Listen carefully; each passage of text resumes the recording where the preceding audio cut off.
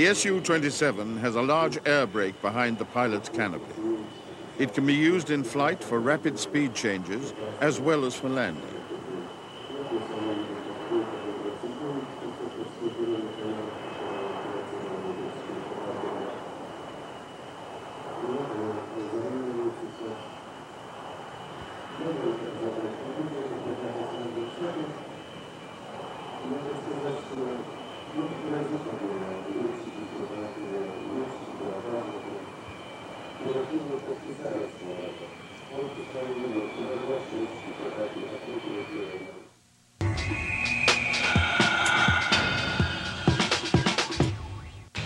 Saturday, Discovery Wings drops in for the Dayton Air Show as the hometown of the Wright brothers celebrates 100 years of flight. Join people from all over the country and enjoy everything aviation. We give you a front row seat for mind-blowing stunts and an up-close glimpse at the historic planes at one of the biggest air shows in the world. Celebrate the centennial where it all began. The Dayton Air Show, Thunder in the Sky, Saturday at 8 on Discovery Wings. The equipment that the Navy has is state-of-the-art. A lot of the equipment that I work with is leading technology. I spent most of my Navy career working in satellite communications. I actually went through 15 months of school. Been through very extensive training in mathematics, physics, chemistry. They train you to be the best, and they expect you to be the best. It probably would have cost me around $25,000 for the total amount of training I went through. My parents were very excited that the Navy was going to pay for 4 years of college. College professors come aboard to teach us while underway. I am 2 courses away from my criminal justice degree. What you've seen is just part of the story. Call this number now for your free 12-minute video and see how the Navy can jumpstart your life. Check out the jobs, training, and money for college that are waiting for you. My Navy experience allowed me to step right into a respectable and fun job. Navy, accelerate your life.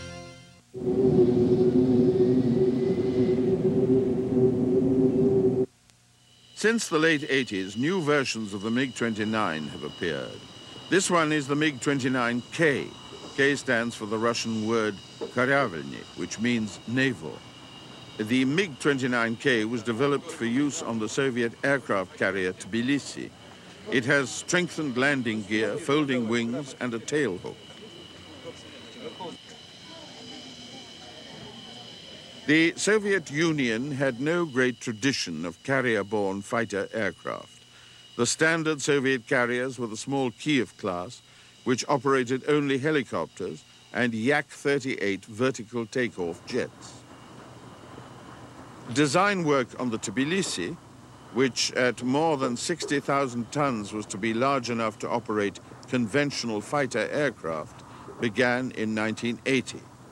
MiG and Sukhoi were commissioned to develop aircraft for carrier-based operation.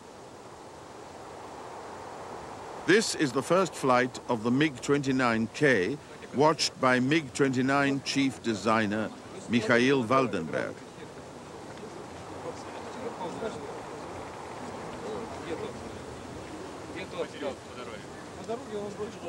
For the MiG-29K, the Klymov RD-33 engines were upgraded. Since it would not be landing on muddy airstrips, there was no need for the fully closing intake doors and the louvered intakes above the leading edge extensions.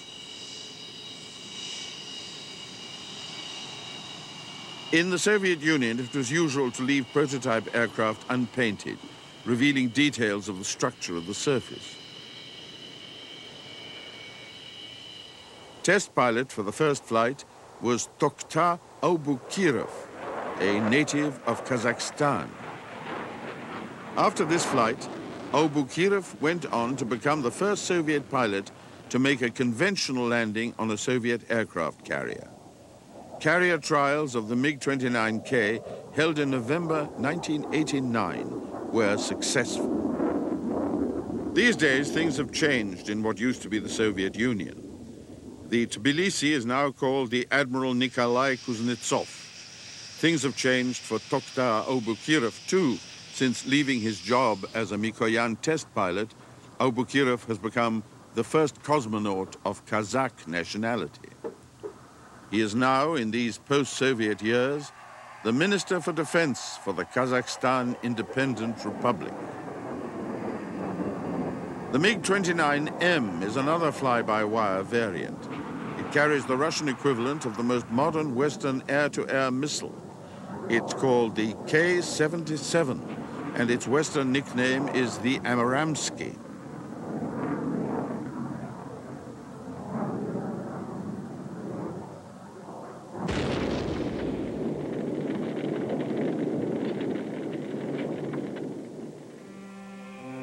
The MiG-29M is not just an air superiority fighter.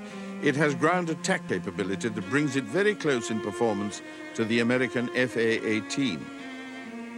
But currently, the Russian Air Force doesn't have enough money to put the 29M into production.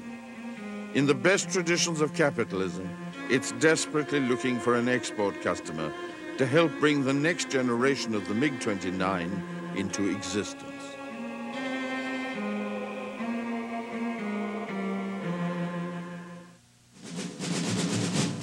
War, greed, politics, and personal hardship.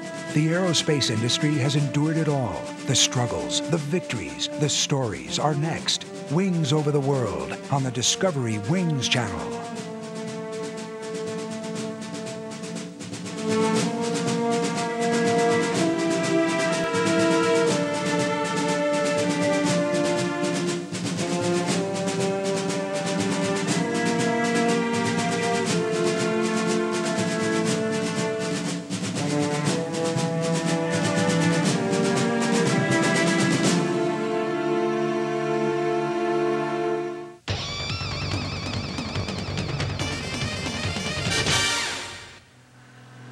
Landing in a tail dragger is a bit different from landing in other aircraft, mainly because the tail dragger's center of gravity is behind the main gear.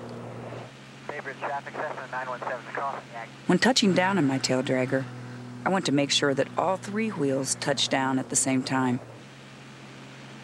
I do this by keeping an eye on the runway when turning base to final approach.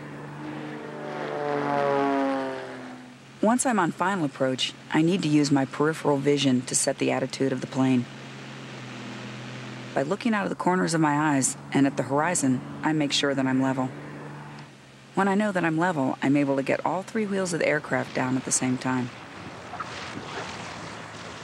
For Wingtips, this is Nancy Lynn, wishing you safe and happy flying.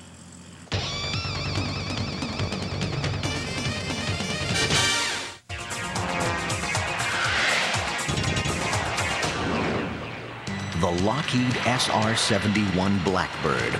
Only a handful of elite pilots know what it's like to have traveled at more than 3 times the speed of sound, at altitudes of more than 70,000 feet, in a high-tech jet that actually expanded around them as their speed increased. If the airplane and the systems were operating, it was delightful. Now, on the other hand, if some of those systems didn't work, you very quickly had a handful of titanium.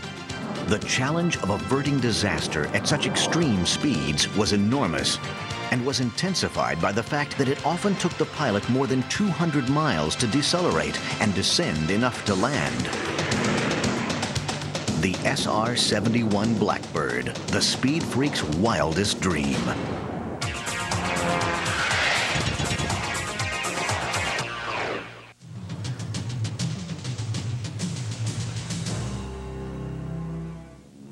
The legendary Chuck Yeager became the first pilot to exceed the speed of sound on October 14, 1947 in the Bell X-1.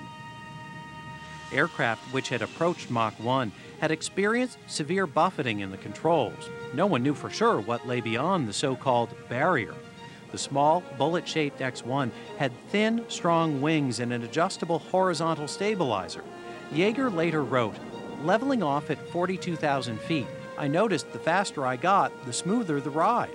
We were flying supersonic and it was smooth as a baby's bottom. Grandma could be sitting up there sipping lemonade." How far had we come and how fast? In 1947, 76-year-old Orville Wright was still alive.